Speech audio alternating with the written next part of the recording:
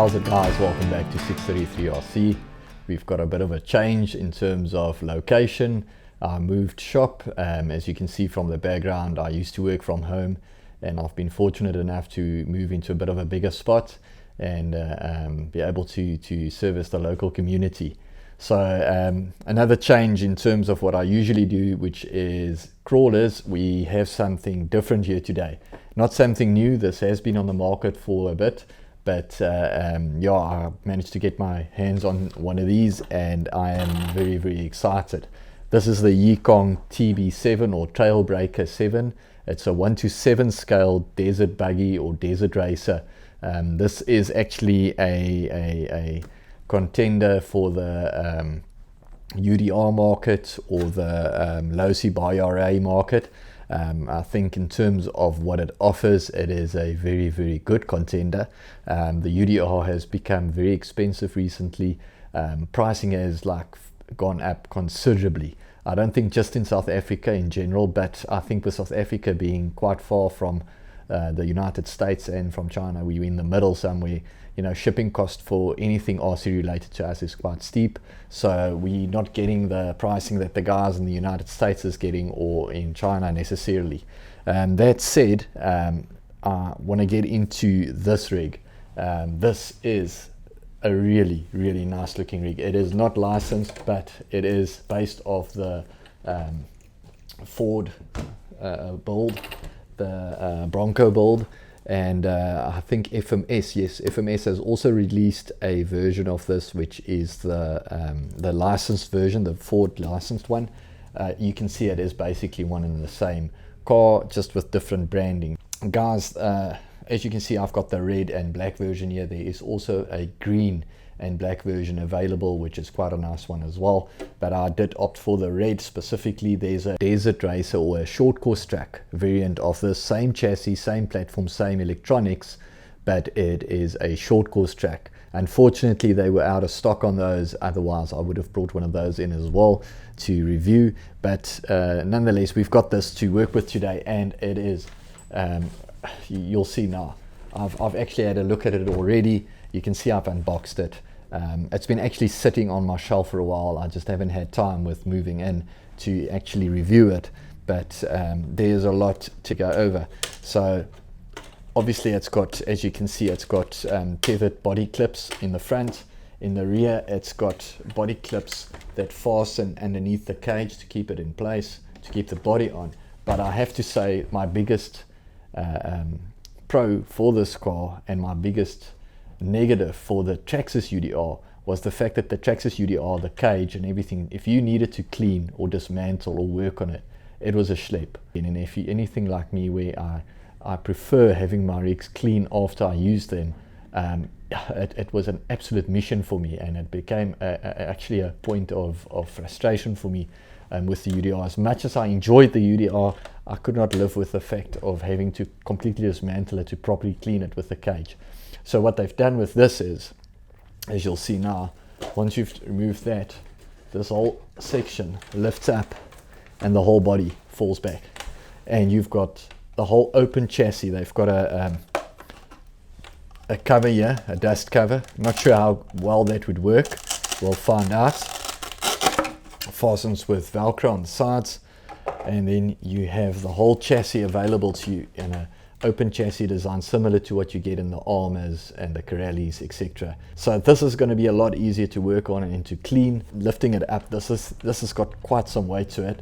I think the specs say it's 5.9 kgs, give or take. It's got a lacquer staunch chassis plate, metal alloy chassis plate. Just looks like a 3mm chassis plate, so that's going to be nice and strong. Hobby Wing Max 8 electronics, so it's got a that is 1600 kV. Yeah, it's a 4274 1600 kV mod 1 motor, so it uses mod 1 gearing. Let me focus in on some of the parts on the chassis that is worthwhile mentioning. Okay guys, so if we have a look at the chassis itself, starting from the front, we've got these colossal shocks, dampening and recoil shocks, similar to the UDR design, and they are staunch, they are big and they feel well dampened. We have a LED light bar. Then we have steel chassis brace here, which is 3mm aluminium. We have got turnbuckles that are adjustable.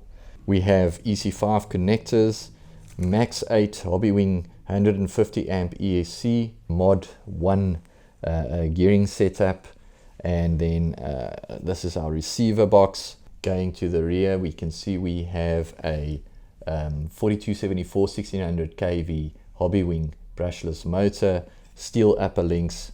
We have got plastic trailing arms, again similar to what the UDR setup is like. There's a lot of design cues taken from the UDR.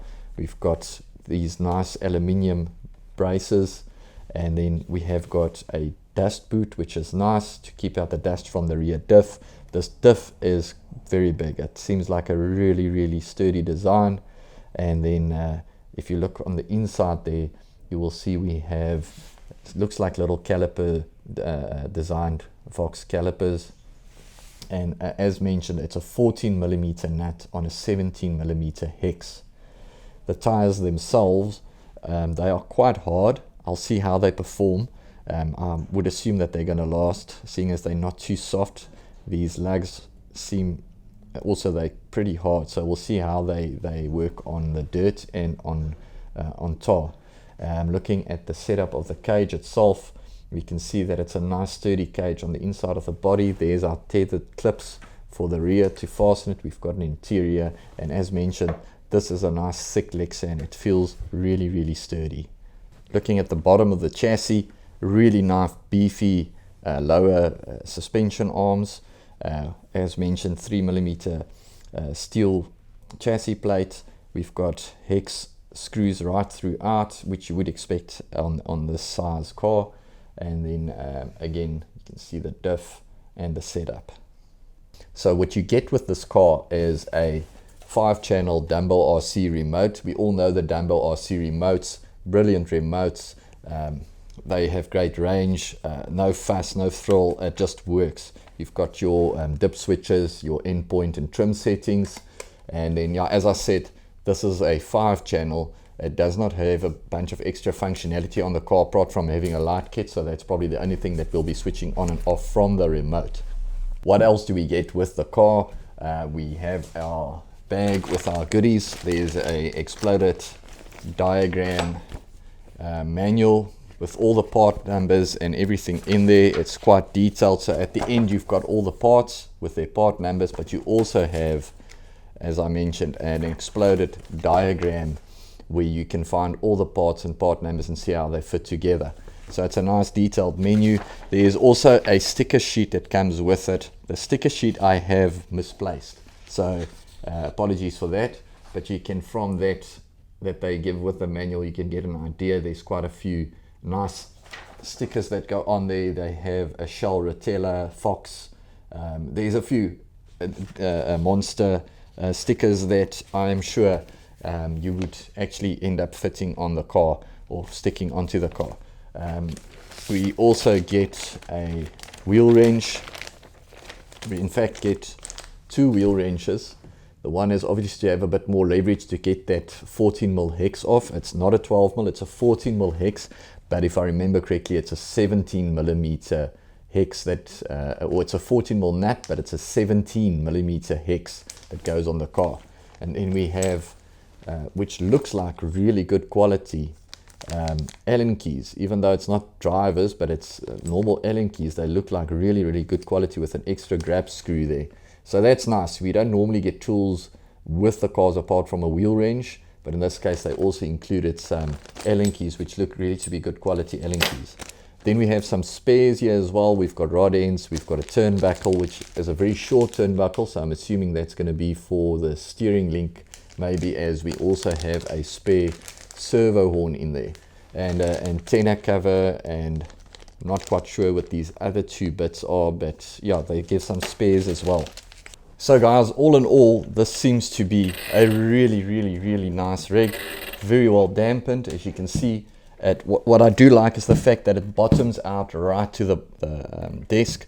So what's going to happen is, if it bottoms out, it's not going to push through the shock caps, because there are some cars out there where it didn't bottom out to the actual floor, and what would happen is the car would then push all that force through the shock caps, and you would have shock caps coming off.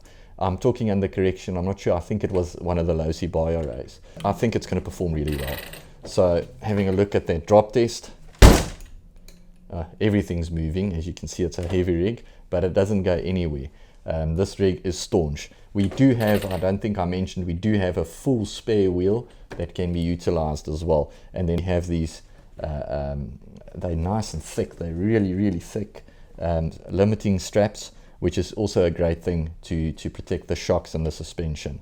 So without further ado, I'm going to take this bad boy out for a rip and see how it performs. Thank you guys for watching. Please like and subscribe. It does help the channel. Cheers.